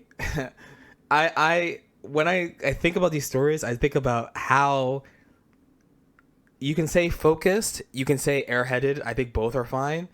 Cause I was like, people are like, oh my god, Tokido's entering Blaze Blue. I'm like, what? Some Street Fighter guy? Don't you just like meme them with stuff they don't know how to? Because I had played like Marn in Blaze Blue. I played in Justin Wong in Blaze Blue, for example. And what I would do, I'm like, man, like Justin's good, but like he doesn't play the game, so I just have to do like stuff he doesn't know about. My character's really technical too, Lychee. He's very technical. 2 modes, like I'm constantly switching, putting stuff down, all this stuff. So I'm like, yeah, if you don't know what I'm doing, then like, I don't know, go back to walking back and forth. Like, I don't care. So I was like, why are you scared of Tokido? And I played Tokido, I believe it was winners finals. I played Tokido of Evo. And I was like, the Street Fighter guy made it to Winners Finals? I didn't even know about the other games he entered. I just knew he was in Street Fighter and BlazBlue. I knew nothing. I truly just did not know because I was just super focused on BlazBlue that year because the release schedule of BlazBlue is not very friendly with Evo at the time. And what I mean is, the first year of BlazBlue, there was a vote to whether BBCT should be in Evo because a new BlazBlue was coming out, and BBCT kind of sucks, unfortunately. I wanted BBCT to be in Evo because I wanted to be in Evo because I was tight about the year before, and they're like, nah. And then, so for 2011, there was another vote of what version of the game should it be, and I wanted it to be the previous CS1 because the Evos for CS2. I wanted it to be for CS1 because I was like, oh, the play level will be higher because we've been playing the game for a longer time. If they do CS2 came out in May, I believe the end of May. So you would only have 2 months to get ready. And this is a major disadvantage for me because my character is very technical. And it goes back to people say she sucks at the beginning. Not CS1 to be fair. CS1, they're like, she's broken the whole time. But a character that people think is bad at the beginning that actually turns out to be really good, which she was that version. So that year, actually, I'm putting like work hours into I'm playing BlazBlue like 6-7 hours a day.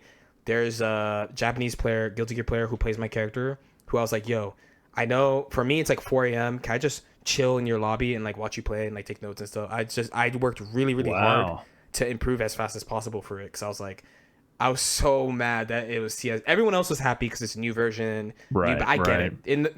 In hindsight, I get it. Like, it's a new version, new balance. For modern Evo standards, 2 months, that's old months news. Is cap. 2 months is cap. There's games getting into Evo that are out for like 2 weeks at this point. I know. And the modern game releases, I mean, that's a big part of the selling point. Buy it now, play it in Evo a month later. Yes. So, I mean, I ended up learning that there was just 2 types of Evos to like learn as much as you can and figure out stuff that people can't deal with and try to win that way. Or prep for the whole year, the culmination of all your work, that type of Evo. So the Melty Blood one is kind of the former. The BlazBlue one is kind of the latter. So I don't know if you've watched a match, but I'm on stage at Caesars. I have Ray-Bans on. I have a popped collar polo with a gigantic arcade stick, the Hori VLX, one of my favorite sticks ever. Classic. And then Tokido's just sitting here. He's sponsored by Mad Catz. He's got Mad Catz t-shirt on. He's just got like, it's like, who? He's like, who is that guy? Who is this? And it was a good set, actually. I this is gonna sound very anime. I felt his strength actually when I played him. I actually had not seen him play BB like at all, and I didn't think he was good at BB so much as like you could feel how good he was as a fighting game player, which was cool. And I'm like, I'm about to win this shit. And then about to win this shit. And then grand finals. And I got the worst possible draw. I got a very bad draw for grand finals. It's a character that was considered bad, so I had low experience against him, who got reasonably changed. I want to say I played the guy the day before too. Spark Hakamon. I shouldn't say the guy because we're talking about tournament match. I was really mad after. I was like, dude, you sandbagged me yesterday. What the fuck? Like, I was like, what? But then I kind of like, I was like, whatever, man, you got it. And I watched it a couple of months. I used to be really bad at watching my losses, by the way. So I watched it like 4 months later, and I was like, oh, you don't know shit about Hakumen, bro. You deserve to lose, honestly. You deserve to lose that. It's fine. You did really well for 2 months prep. Like, it's fine. It's okay. And I was like, next time. But there's no anime game at EVO 2012. So in 2012, I'm watching Marvel Finals in my room. In the living room, and no one's playing BlazBlue, and I'm like, what the fuck do I do in fighting games? And I start playing AE because I don't know what to do, and I just played AE until they announced Persona, and then I was like, oh shit. So, Persona announcement is insane, by the way. It was insane. Like people were like, no fucking shot. This exists. Like, this is a real announcement. Okay. And I love Persona. I played Persona 4. So you're actually playing the Persona games at this time. I played it first. I played Persona 4 first. Genius Japanese marketing. They have I don't know if you played the RPG, but it always takes place in the near future. So they had an announcement for like Persona 4 Day. I was getting ads for that. And I was like, what are they talking about? They're like, oh, this is RPGs. They're going to do a big event for this RPG Persona 4 Day. So on Persona 4 Day, I acquired this game through creative means, and I played through it, and I fucking loved it. I was like, oh my god, this game is amazing. Like, what? How did I never hear about it? Recommend Persona 4 to all my friends. They all love it. It's also like a 100-hour game, so it's not a casual recommendation. And then they announced a fighting game, and I'm like, by Arxis? Why? And I'm like, when they announced it, I'm like, it would be cool if they had my favorite Persona 3 characters. And then like a month later, like, guess who's in the game? And I'm like true pog face for this game. And then it gets announced for Evo, and I'm like, wow, it's time. Yeah. So you had one off year where they didn't have any anime, but this means 2010, 2011 off year, then 2013 with 3 different games. With Persona 4 Arena this time, you get to another Evo Grand Finals. You know what's funny? That year, everyone is hyping me up on East Coast. They're like, dude, you're like the best US player. You're so fucking good. You beat this guy. You beat that guy. I'm like, dude, this tournament has like, this is like, I'm sure Street Fighter 4 had this moment, like the first or second year of SF4. But I look at the bracket for Persona after the edits, because I had to make a very specific. It's the only time I've ever submitted a request to Evo to change the bracket. I'll tell you why in a second. But I was like, this is like a 750 man tournament. Like, I don't even know what that means. Like, how do you think I could do that? There's a Marvel 3 player who bet on me to win the entire tournament. And actually, when I made grand finals, he texted me. He was like, honestly, just do your best. No matter what happens. You did something you thought you couldn't do. Also, and then after, he was like, damn, I really wanted you to win because I bet on you. But he told me that like before, and I was like, you're wasting your money. He's like, see, I told you I wasn't wasting my money. Even if I lost, you still made it all the way, or whatever. But there was never a tournament that big before for an anime game. But I understand why they bet on you in that build-up, right? Because looking back at it, you won the Fall Classic, or the build-up, Final Round 16, Civil War 5, CEO 2013, and I believe also the Fall Classic, all leading up to this Evo. Yeah. So you were. I mean, my character's broken. Yeah, I mean, my character's broken as fuck. Oh, is it Mitsuru? Mitsuru, Kirijo Mitsuru. She is so rich in the video game that she gave me money in real life with wins. Oh. She pulls up in a limo when, like, the character intro. She pulls up in a limo and gets out of the car and has this big floofy jacket and has like shades and stuff. And on Persona, you can put shades on characters and stuff. So I have the shades on. I'm like, man, look at my sugar mama, bro. Like the only reason I flew here. The only reason I flew to CEO is because of Mitsuru. The only reason I flew to Las Vegas is because of Mitsuru. Like, that character is she's very, arguably the best character. She's incredibly broken character, to be honest. But you get to these grand finals. I mean, yeah, I along with like the scale of the tournament, looks like there's a lot more like international Japanese players, and I see Banana Ken in there. It definitely feels like even with Street Fighter in general, Evo became a lot more international starting in like 2012, 2013. I think that was the era where the number of international entrants like started to really accelerate. You saw that in 2009, 2010 a little bit, but really 2013, like you're in the thick of like, oh, like Evo is the one tournament a year where the best players from Japan will make the trip over to USA. And it's not just like one representative who is among the best who might win the tournament. You have to get through like a lot of international players that you've never fought before. And this tournament had it. You get to grand finals though, and it's another player from Japan, Yume. Yume, yes. Were you familiar with their game, or like what was your thoughts getting into that grand finals? So that's the player who I told you about before. He works for Arxis. He's a Dragon Ball Fighters planner. So we knew about him. That's also who Japan is hyping up. I have a friend who lived in Japan for a long time, was living there at the time. He was like, he was telling me, he's like, dude, who beats Yume, man? Like, this shit is over. And I'm like, no, it's not. I'll try. But I'm not even thinking about it because I'm like, dude, there's 750. There's like so many people in the tournament. And I know there's seating, but I was like, damn, dude, it's just like, You're telling me I have to win like 11 sets to win a tournament? Like, what do you mean, right?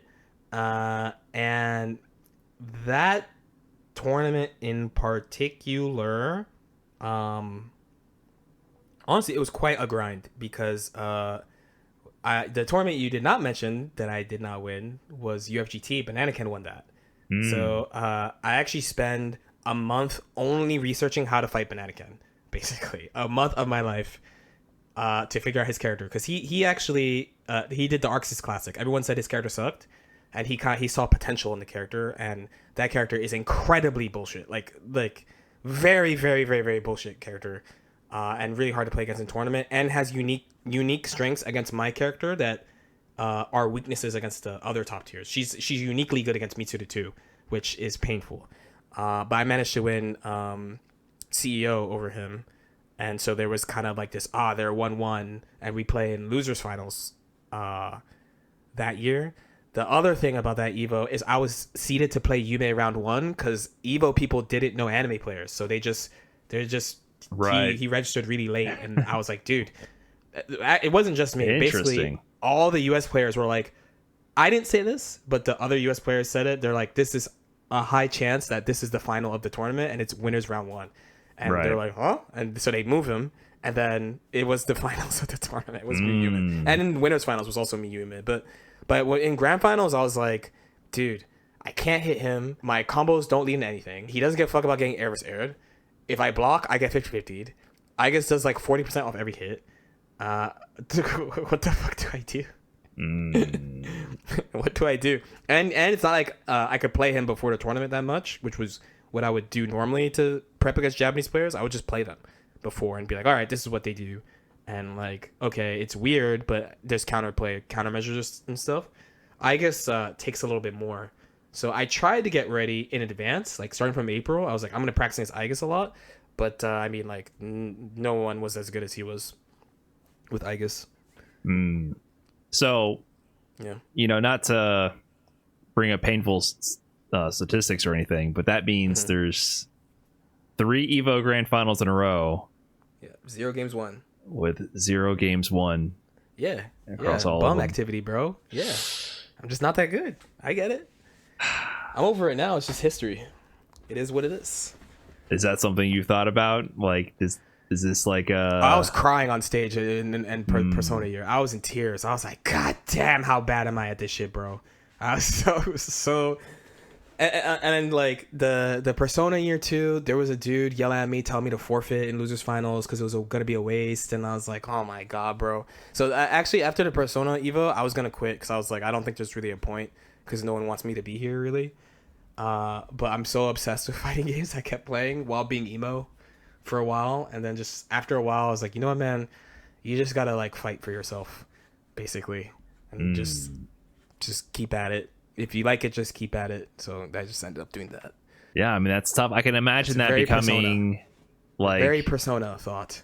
Oh, the Persona. Yeah, the ethos of Persona carried you through to keep fighting. Because I can imagine that being like a bit of a mental block, right? Like, was there a concern about that getting into the grand finals again after 2 grand final appearances back to back, which is getting to 3 grand finals in a row, by the way, is an insane accomplishment. Like that is something to be looked at and like admire. Like, that is ridiculous.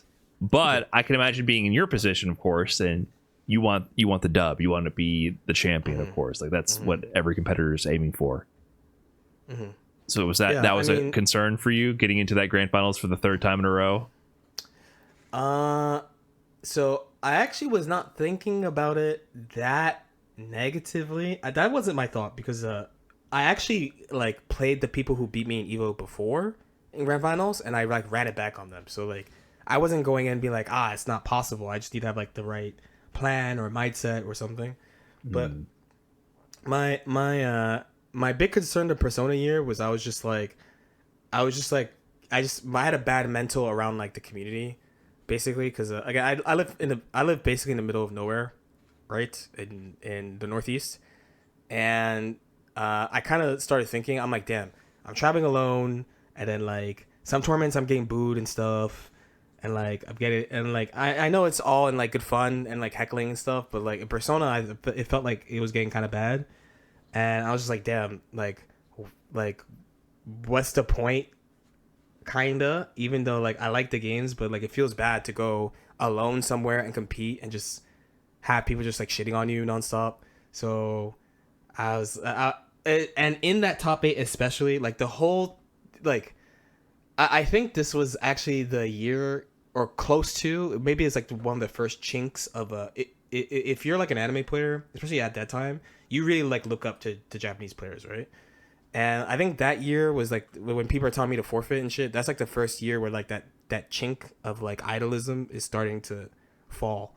Cause I'm like, dude, like what are we doing? Like, why do you want me to forfeit, for example? Like why are you making excuses for I beat the best Japanese Mitsuru to make winners finals, right? I'm like, why are you coming up with all this excuses for this guy who you don't know? Like, you didn't even go. Like, I went. I met him. He's cool. Daichan, this guy Daichan, he's a cool guy, chill guy. He's like a rocker, kind of Japanese rocker dude. We play the same character. And I'm just like, dude, like, what are you guys doing? Like, of all times, it should be like we rally to like try to stop people, right? Because, right? Like, I don't know. So I have like a lot of doubts about like my play. I have a ton of doubts about my play and about the community and stuff. And then after the L2, I'm just like, dude, like what are we doing? Basically, what are we doing? Again, I got over it in the end. And actually, that's probably my favorite fighting game, is that version of Persona. But like in the time, I was like, what am I doing? You never considered embracing villain LK? I mean, you're going to all these tournaments, all these different regions at the time, and within the American FGC, and you're cooking. Like, people are gonna be rooting against you a little bit. You never thought about embracing that a little bit? I'm not that guy though. It would look so clownish if I like actually tried to be a heel. You know what I mean? And then that's basically like the main lesson I learned was like early in the next anime game is like a Blaze Blue Chrono Phantasma. And I basically at the beginning I was like, dude, I think at some point I started playing for people to like me and not to compete. So I need to stop playing for people to like me and just compete. And that really helped me out, I think. But it took a while. Interesting. Yeah. I definitely understand what you're talking about, right? Like playing for other people's approval, like playing other people's validation, avoiding characters that are deemed to be scrubby or toxic, just to, I'm not carry. Look at me, I'm playing. I'm winning the right way. Look at me, like aren't I doing the right way? Not winning with these scrubby tactics. And I think a lot of fighting game players have that experience, and it's a little jarring, right? Like especially if you are on the come up, eventually when you cross that threshold where the grind leads to some kind of success. And then some people will give you props, but a lot of people might tear you down instead. Like that is a common experience. And depending on how you handle that will actually determine how much joy you get from the hobby in the first place. Because one thing to learn is that no matter what happens, the goalpost will always shift. Like, especially for certain people. Huge lesson. Like there's people who are watching. I have literally been told I am a bad player for consistently making top 8s in Guilty Gear Strive. Like, I'm not that good of a player. And for some people, that's their whole... People want to do that one time, Right. People, like, if you're competing, you're putting yourself in a public space, basically, right? So if you make that your concern, like, your concern is, like, people's opinion of you as a player, they'll always be able to do something to say how they feel about you. They'll do something. They'll be like, well... who cares if you did this because you got 5th instead of 4th, or you got 4th instead of 3rd. You won, but you won in a bum region. You won, right. But you flew to here, and like, who the fuck plays here, not knowing things about that community, or like, you beat this really good player, but it was random. That wasn't you. Like they'll do something. If you play for yourself, you won't really be bothered by that because you know the truth. But if you play for validation, that will really fuck with you.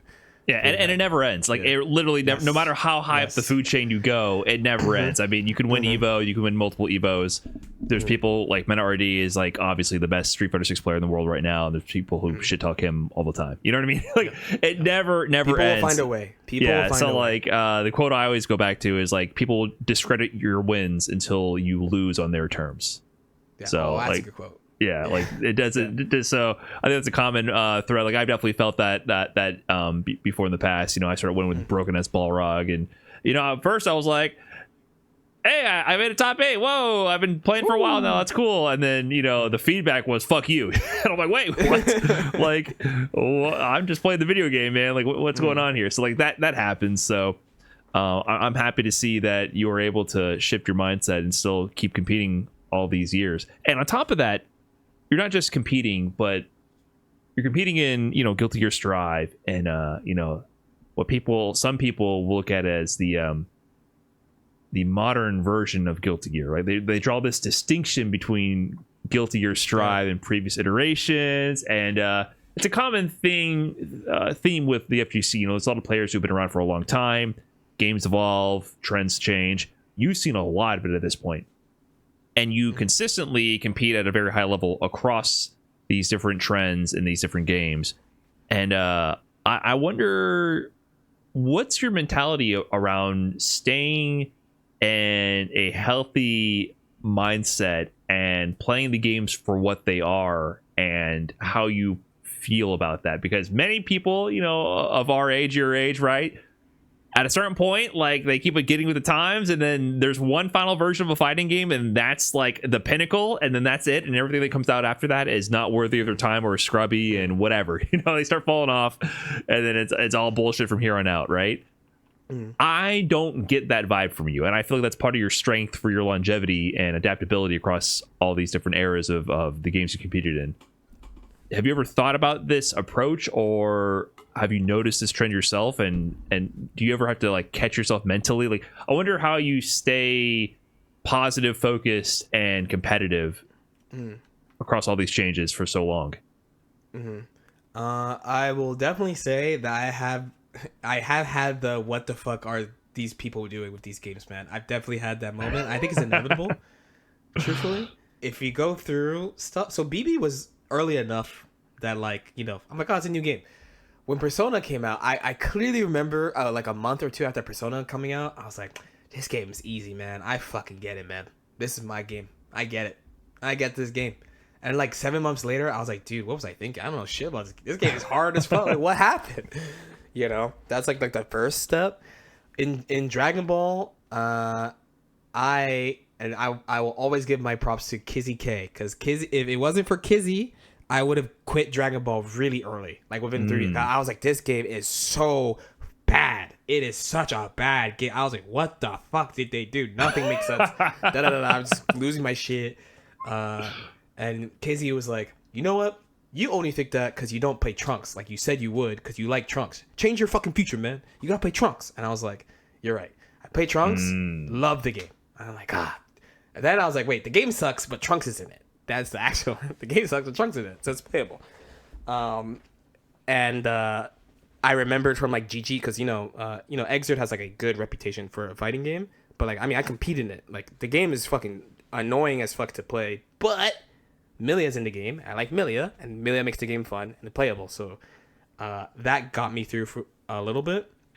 But after year 1 of Dragon Ball, I was like, dude, what? Like, I want to say the game is random really bad, but the same people win all the time. So there's only 2 things here. Either the game is random and they just get something, or there's something wrong with me. But not so, like, either they know something that I don't, or there's specifically something wrong with me.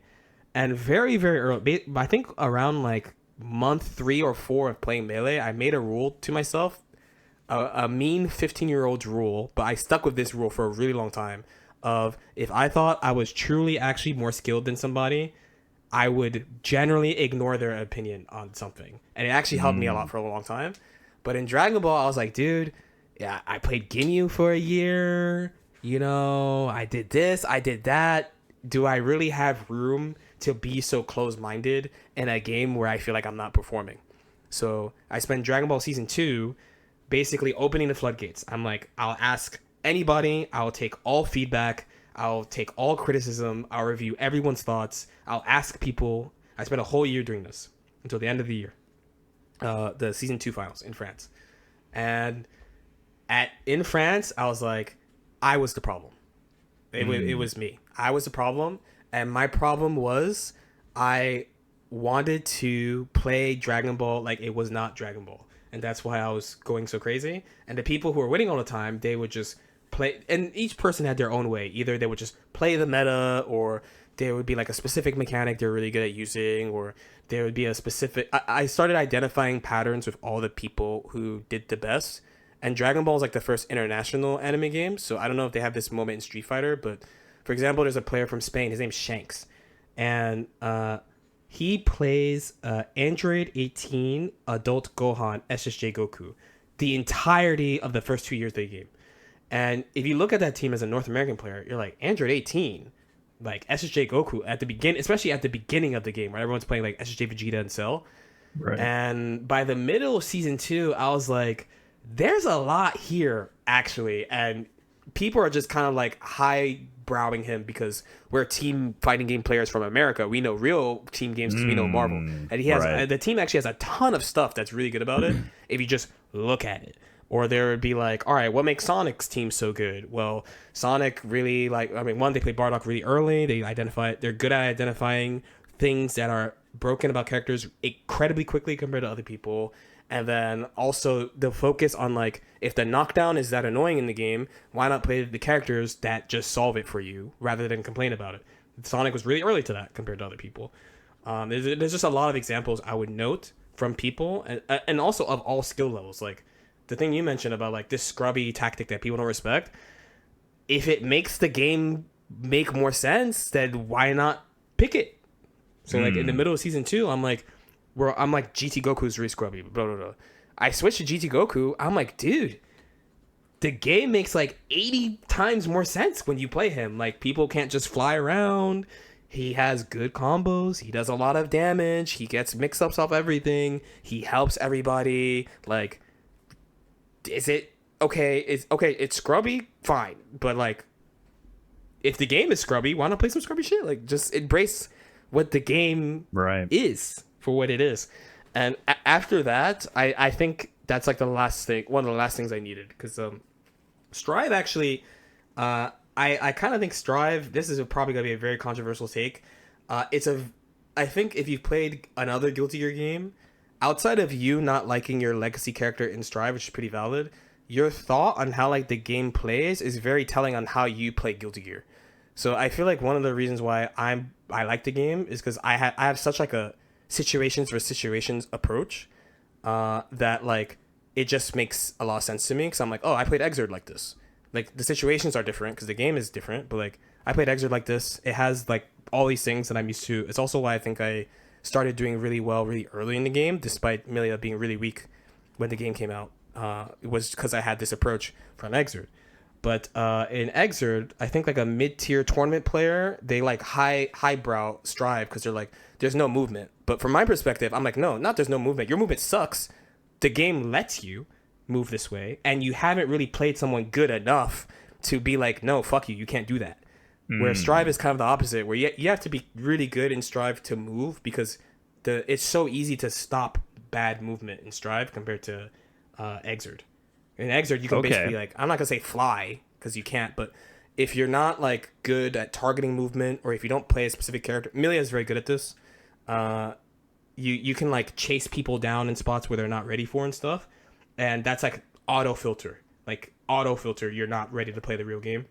But in Strive, like, a random can do it to you, basically, which people, like, don't like. There's other stuff that they wouldn't like about it, but like the situation building aspect and the neutral aspect, I think is very telling how someone from an older Guilty Gear game talks about it, especially because there are a bunch of older GG players who played Strive and they were all good at it. So then my other thing, I use the Dogura quote of like, yo, if you're actually good at fighting games, just boot up the new one and just beat everybody if you think the game's that bad. I think that way too. Wait, well, when did he have that quote? Well, I think it's about Street Fighter 6. I think. Oh, yeah? He said about Street Fighter 6.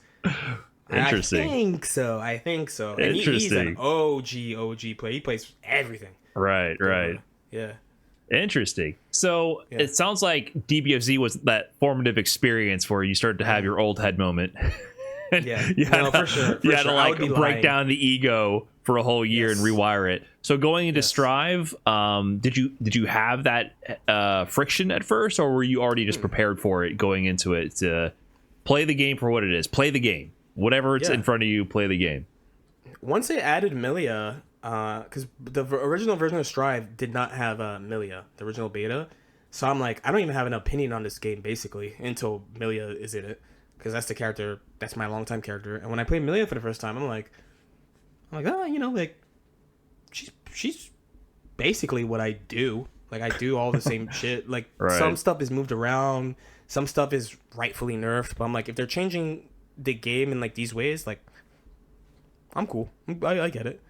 And it was a welcome change from Dragon Ball mostly, too. Especially because my masterpiece in Dragon Ball, Gotenks Roshi Broly, got nerfed again. And I was like, get me out of here, man. They just do not... They don't want me to play. I started saying they don't want me to play because I was getting so mad that they would nerf my shit every season. But it's fair because I keep figuring out broken stuff or playing broken shit, so it's fair. They should nerf it. They should nerf it. But it was a breath of fresh air actually to play Strive. It might sound funny to people who don't like the game, but I was like, it's nice to play like anime footsies and like not have to worry about some invisible person just hopping on the screen and doing a beam and shit. Like, it felt great. That's interesting too. Chaos. That is a problem, but you bring up like basically the assists, right? Like you're not really a tag game player. DBFZ, it's weird to me with this era of active tag we're in. I'm looking back to DBFZ as almost not a tag game because active tag and regular tag are so assists versus active tag, completely different level of degeneracy. Like I'm looking back at DBFZ. At least the way it was, I don't know. I can't comment on modern DBFC. I see the clips. It's going crazy. It's going crazy out there. But it almost seems tame in comparison to what's going on now. 2XKO, and then there's also the Invincible game coming out, and then Tokon was already broken in the beta with the hard to blockables, unblockable setups all over the place. Are you looking forward to this era of active tag supremacy? Because I have kind of mixed feelings about it. Doesn't seem like your cup of tea necessarily. I mean, there's waves, there's waves. I mean, technically the great anime wave started with Dragon Ball and then went to Guilty Gear from my perspective, and then I would say Street Fighter became the main thing after Strive. I'm not like excited about it, but also like it's fine. It's waves. There's a group of people who like those games. 2X is like, I have mixed feeling. I love Yasuo. That's the best part about the game. I think he's so fun and interesting. And when I play it, I usually am like, I'll get mad at the game, but I'm like, it's because of like something I did wrong, which at least getting that type of feeling from the game feels good. Like when I was playing Dragon Ball, I was just like, I just don't get why. It just didn't make sense unless you played a certain team. Where in 2X, you're like, I didn't do that there, or they did this here, or something like that, right? So that's kind of okay too. So at least in 2X case, if they release a character that I like enough with Teemo, I don't know anything about League, so I just need a function. I just need a function to help me. I probably will decently like the game. Tokon is, I don't know what it is, basically. So I can't even comment. Like, in my head, there's so many ways you could play the game right now because of how they made it that I find it hard to comment on any specific thing about the game as it is. As my general principle as a fighting game player, I think it's kind of bad that so many team games are coming out, only because I think team games themselves are bad, naturally. But I also, to be fair to the team people who are mad, I play a lot of bad games too, so it's fine. All our games are bad. I play Strive's a bullshit game. Persona's a bullshit game. BlazBlue is a bullshit game, right? Exer is a bullshit game. I play a bunch of bullshit games. Tag games is just more bullshit. That's all. And I think most people would think that. I think it's almost an objective metric of more bullshit by design for tag games. Like that's kind of the point, right? Yeah. So I think it's fine. Just should have like different types of stuff.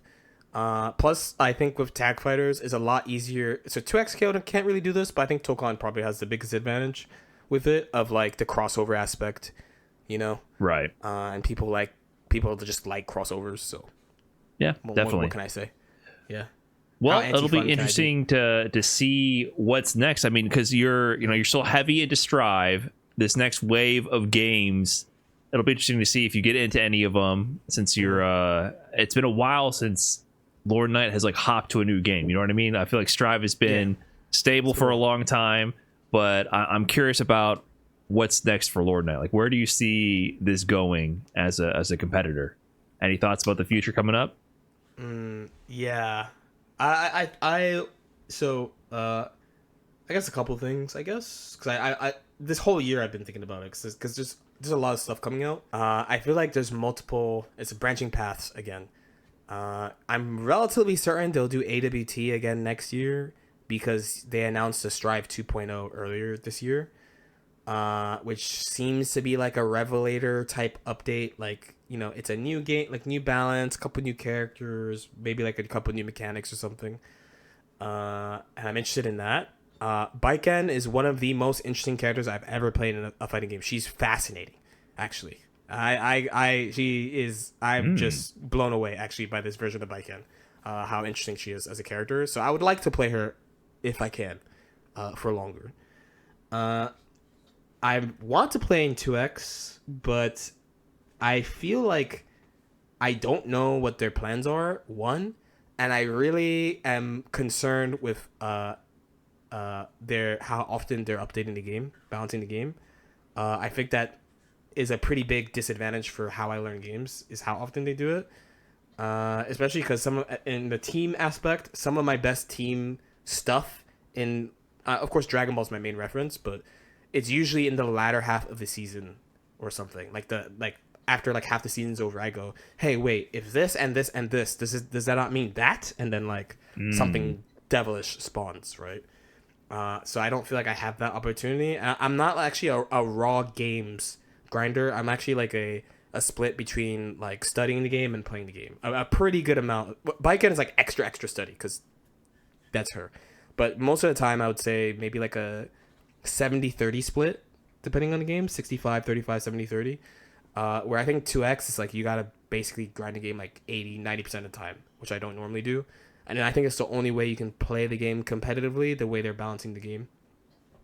So I am kind of like unsure. I like making content about the game. I think they're doing interesting stuff, so it's easy to include it in content a lot. I've done a couple of videos about like the button layouts and their solution to new players not liking learning multiple characters. They have unique solutions to that. Juggernaut, Sidekick, like that stuff. That I think is all really interesting. Tokon is like the Attack on Titan in the distance, like kind of like slowly walking. But I just have a feeling it's not gonna come out till like the end of next year or something. So I could technically just not worry about it for a while. Technically. And just basically make up my mind of, do I play Strive essentially one more year? Because my assumption is the support for Strive is gonna go way down once Marvel comes out. Right. So that's kind of what I'm thinking.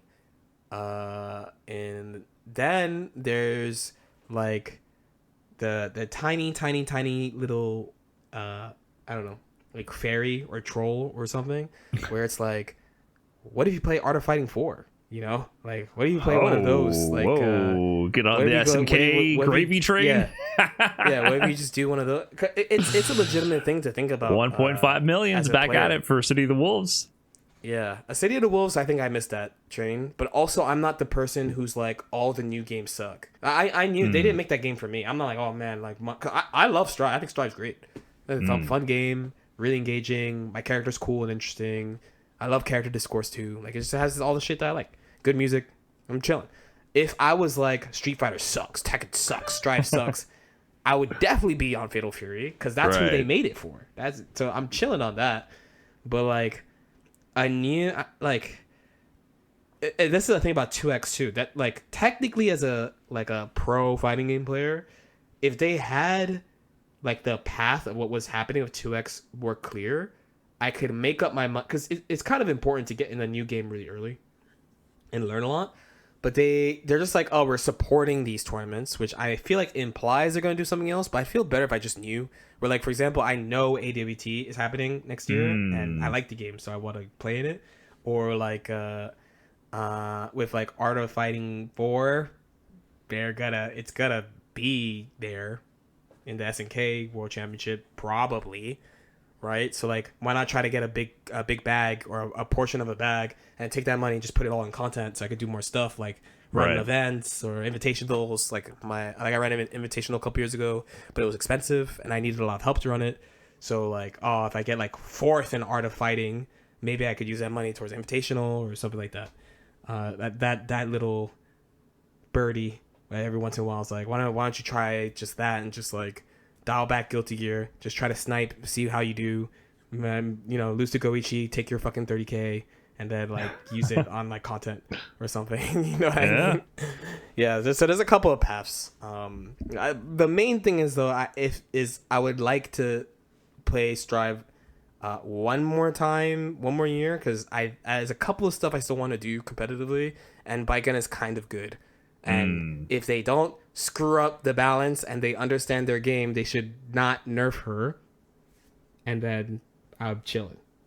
It's my prayer. Well, I don't know, man. It's my prayer. Once this podcast goes out, LK, I don't know, man.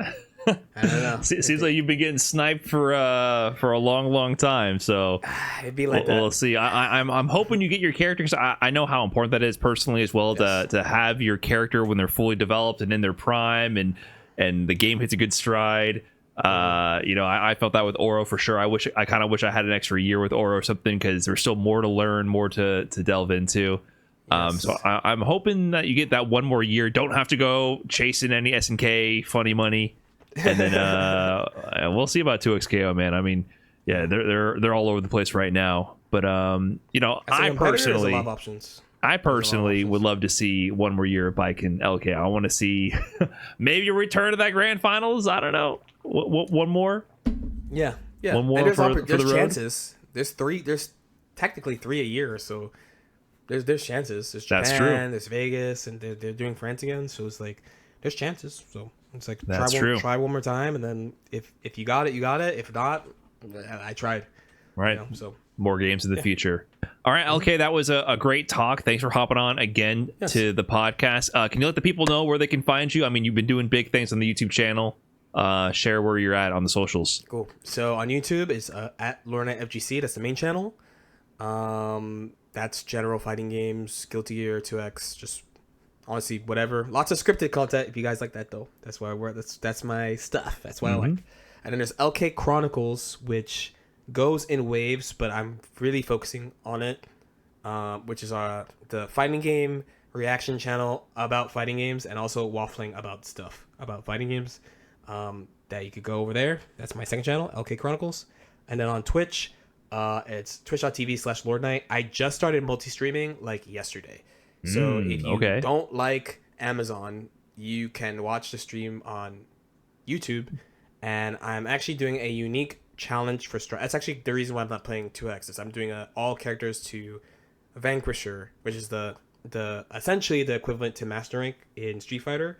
It just takes a lot more games. It takes like 100 to 150 games if that's not like your main and you're not a tournament player. If you're not a tournament player, it could take you a very long time to get this rank. So we're trying to get this with all characters, probably for the next couple of months. And I also have a Patreon where I do free content and also paid content. The free I don't know where to put fighting game tips, So my free content is just like, here's a tip about fighting games every week. That's there if you want to check that out. And then paid content is usually like early stuff, talking about like stuff I'm about to put out. Just a lot of early videos and stuff. That's pretty much the main things I got going on at the moment. Yeah. Nice. Yes. Well, once videos. Again, okay, thank you so much for sharing your wisdom, sharing your journey, man. We'll be catching you around. Yes, 100%. All right. Peace, everybody. Thank you. Peace. That wraps up this episode of Trash Talk. If you're watching on the brand new Trash Talk dedicated YouTube channel or on your video feed on Spotify, you'll be seeing some names going by on the screen right now. These are our Patreon supporters over at patreon.com/Brian_F. Without their support, this show and this new revamped season of Trash Talk would not be possible. I know there was a decent amount of wait between our last episodes, but we're really excited to now hit the ground running and delivering you continuous and improved Trash Talk content from here on out. And once again, this would not be possible without your support over at the Patreon page. So thank you so much for supporting Trash Talk, and thank you for tuning in. We'll catch you in the next episode. Peace.